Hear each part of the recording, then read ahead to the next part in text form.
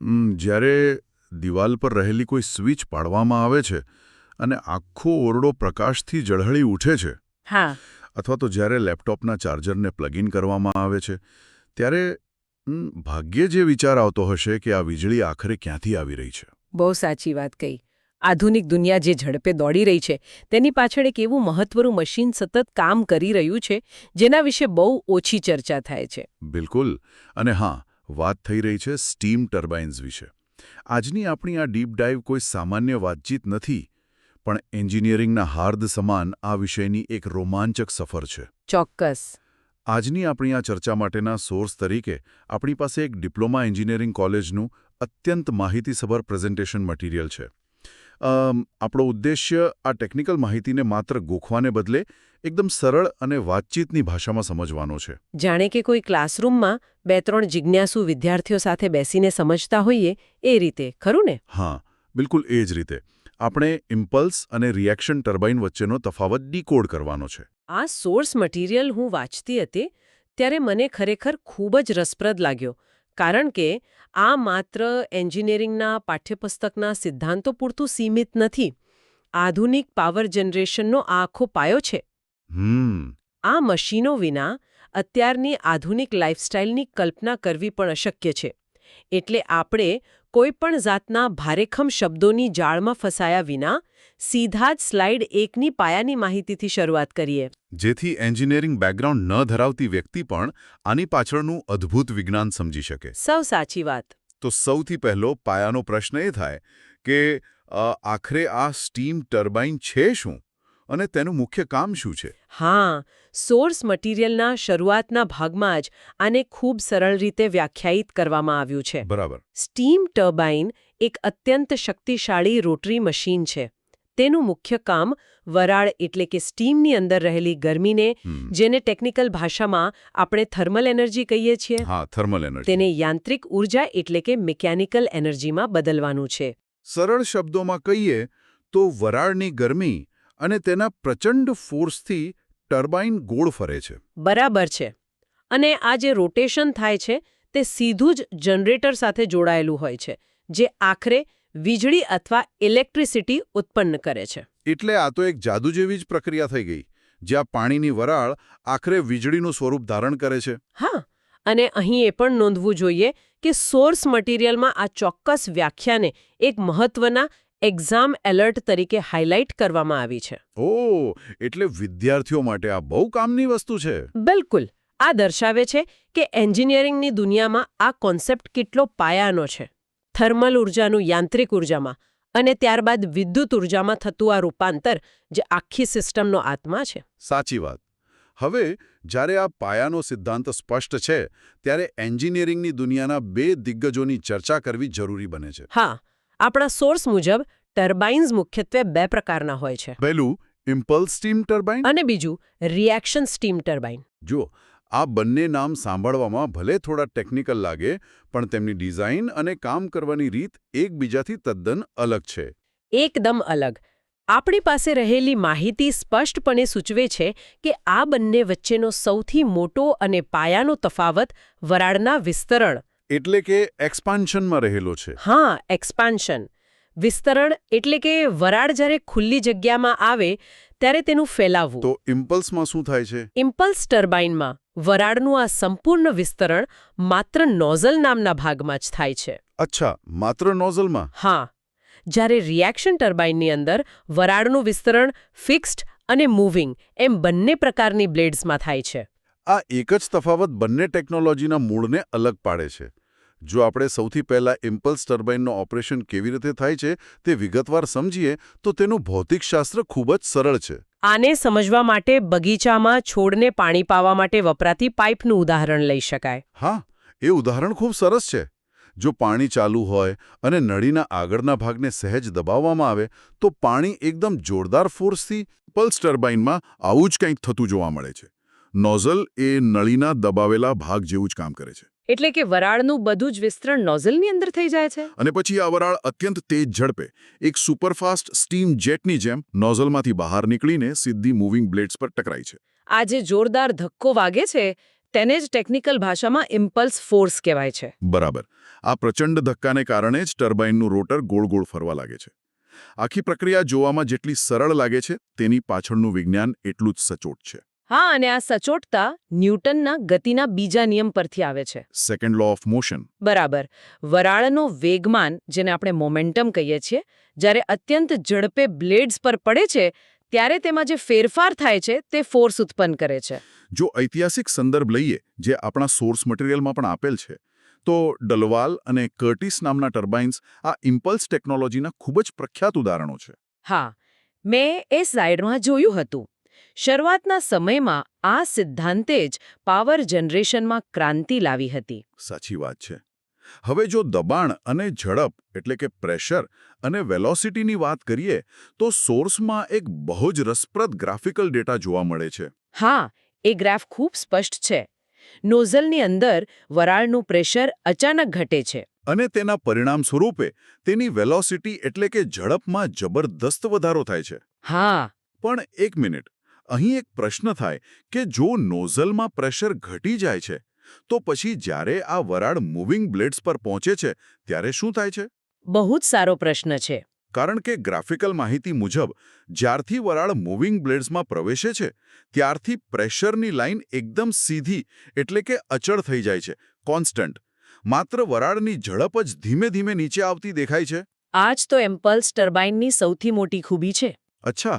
એકવાર વરાળ બ્લેડ્સ પર ટકરાઈ ગઈ અને તેણે પોતાનો ધક્કો મારી દીધો, પછી બ્લેડની અંદરથી પસાર થતી વખતે વરાળના દબાણમાં કોઈ જ ફેરફાર થતો નથી. પ્રેશર કોન્સ્ટન્ટ રહે છે. બિલકુલ. માત્ર તેની ઝડપ ઘટે છે, કારણ કે તેણે પોતાની મોટાભાગની ગતિ ઊર્જા રોટરને ફેરવવામાં વાપરી નાખી છે. સમજાયું. પ્રેશરમાં કોઈ ઘટાડો ન થતો હોવાને કારણે ઇમ્પલ્સ ટર્બાઇનની ડિઝાઇન અને તેનું માળખું પ્રમાણમાં ઘણું સરળ બની જાય છે, ખરું ને? હા, તેને બહુ જટિલ સીલિંગની જરૂર પડતી નથી. આ ખરેખર સરળતાનું ઉત્તમ ઉદાહરણ છે. પણ હવે જ્યારે આપણે સોર્સ મટીરિયલમાં આગળ વધીએ છીએ અને રિએક્શન ટર્બાઇનની દુનિયામાં પ્રવેશીએ છીએ ત્યારે આ ચિત્ર તદ્દન બદલાઈ જાય છે. હા, એક્સપેન્શનની આખી ગેમ બદલાઈ જાય છે. ઇમ્પલ્સમાં તો બધું જ વિસ્તરણ માત્ર નોઝલમાં થતું હતું, પણ રિએક્શન ટર્બાઇન વિશે એવું કહેવાય છે કે તેમાં વરાળ અડધી ફિક્સ બ્લેડમાં અને બાકીની અડધી મૂવિંગ બ્લેડમાં એક્સપેન્ડ થાય છે. સાચી વાત છે. આનો સીધો અર્થ એ થયો કે જ્યારે વરાળ મૂવિંગ બ્લેડ્સમાંથી પસાર થઈ રહી હોય ત્યારે પણ તેનું વિસ્તરણ સતત ચાલુ જ રહે છે. અને આ સતત વિસ્તરણ જ આખી ગેમ બદલી નાખે છે. હા, જ્યારે વરાળ મૂવિંગ બ્લેડની અંદર પણ વિસ્તરણ પામે છે ત્યારે તે એક ખાસ પ્રકારનો રિએક્શન ફોર્સ ઉત્પન્ન કરે છે. આ સમજવા માટે પેલું જાણીતું ઉદાહરણ યાદ કરી શકાય? પેલું ફુગ્ગાવાળું? હા, ફુગ્ગાવાળું. જો કોઈ ફુગ્ગામાં હવા ભરીને તેને અચાનક છોડી દેવામાં આવે તો તેમાંથી હવા જે દિશામાં બહાર નીકળે છે ફુગ્ગો તેની બિલકુલ વિરુદ્ધ દિશામાં ઉડે છે. બસ, રિએક્શન ટર્બાઇનની બ્લેડ્સમાં પણ આવું જ થાય છે. વરાળ જ્યારે બ્લેડમાંથી વિસ્તરણ પામીને બહાર ફેંકાય છે ત્યારે તે બ્લેડ પર એક પ્રતિક્રિયા બળ લગાવે છે. જેનાથી રોટર વધુ તાકાતથી ફરે છે. એટલે કે આખી પ્રક્રિયા ન્યૂટનના ગતિના ત્રીજા નિયમ પર આધારિત છે. Action is equal to reaction. દરેક ક્રિયાની સમાન અને વિરુદ્ધ પ્રતિક્રિયા હોય છે. આ સાંભળીને જ લાગે છે કે આ ટેકનોલોજી વધુ પાવરફુલ હોવી જોઈએ. સોર્સ મટીરિયલ આ ટેકનોલોજીના શ્રેષ્ઠ ઉદાહરણ તરીકે પાર્સન્સ ટર્બાઇનનો ઉલ્લેખ કરે છે. હા, પાર્સન્સે શોધેલું આ ટર્બાઇન આધુનિક થર્મલ પાવર પ્લાન્ટ્સનો પાયો છે. જો અગાઉની જેમ પ્રેશર અને વેલોસિટીના ડેટાને રિએક્શન ટર્બાઇન માટે ચકાસીએ તો તેમાં પણ મોટો તફાવત જોવા મળે છે. ઇમ્પલ્સ ટર્બાઇનથી તદ્દન વિરુદ્ધ રિએક્શન ટર્બાઇનમાં પ્રેશરનો ઘટાડો એક જ ઝાટકે નોઝલમાં નથી થઈ જતો. ના, અહીં પ્રેશરનો ઘટાડો એકદમ ધીમો અને સતત હોય છે. બરાબર. ફિક્સ્ડ બ્લેડ્સમાં પણ પ્રેશર ઘટે છે અને ત્યારબાદ મૂવિંગ બ્લેડ્સમાંથી પસાર થતી વખતે પણ પ્રેશર સતત ઘટતું જ રહે છે. અને આ જે સતત પ્રેશર ડ્રોપ થાય છે તેના કારણે જ ટર્બાઇનમાં જબરદસ્ત પાવર જનરેટ કરવાની ક્ષમતા આવે છે. હા, વેલોસિટી એટલે કે ઝડપ પણ અહીં કોઈ એક જગ્યાએ અચળ નથી રહેતી. તે બંને પ્રકારની બ્લેડ્સમાં સતત બદલાતી રહે છે. સાવ સાચું. આ બેઝિક વિજ્ઞાન સમજ્યા પછી સોર્સ મટીરિયલ આપણને સીધા વ્યવહારુ દુનિયામાં લઈ જાય છે, જ્યાં આ બંને ટર્બાઇનની ડિઝાઇન, પાવર આઉટપુટ અને બજેટની હકીકતો દર્શાવવામાં આવી છે. આ વિભાગ ઘણો ઉપયોગી છે. જો બંને ટર્બાઇનના આકારની સરખામણી કરવામાં આવે તો સૌથી પહેલી નજરે જ મોટો તફાવત દેખાઈ આવે છે. હા, ઇમ્પલ્સ ટર્બાઇનમાં બ્લેડ પ્રોફાઇલ આકારની હોય છે, જેને સાદી ભાષામાં સિમેટ્રિકલ અથવા તો અર્ધગોળાકાર બકેટ જેવો આકાર કહી શકાય. પરંતુ રિએક્શન ટર્બાઇનમાં બ્લેડનો આકાર એરોફોઇલ હોય છે. આ એરોફોઇલ શબ્દ બહુ રસપ્રદ છે. એરોફોઇલ એટલે કે વિમાનની પાંખ જેવો આકાર. બિલકુલ. વિમાનની પાંખ એવી રીતે ડિઝાઇન કરવામાં આવે છે કે જ્યારે તે હવામાંથી પસાર થાય ત્યારે ઉપર અને નીચે હવાનું અલગ અલગ દબાણ ઊભું થાય છે. અને આ પ્રેશરના તફાવતને કારણે જ વિમાન હવામાં ઊંચે ઉડી શકે છે. હા, બિલકુલ. એ જ એરોડાયનામિક સિદ્ધાંત અહીં ટર્બાઇનની બ્લેડ્સમાં વપરાય છે, જેથી મેક્સિમમ રિએક્શન ફોર્સ મેળવી શકાય. આ ઉપરાંત ગાઇડ મિકેનિઝમમાં પણ તફાવત છે.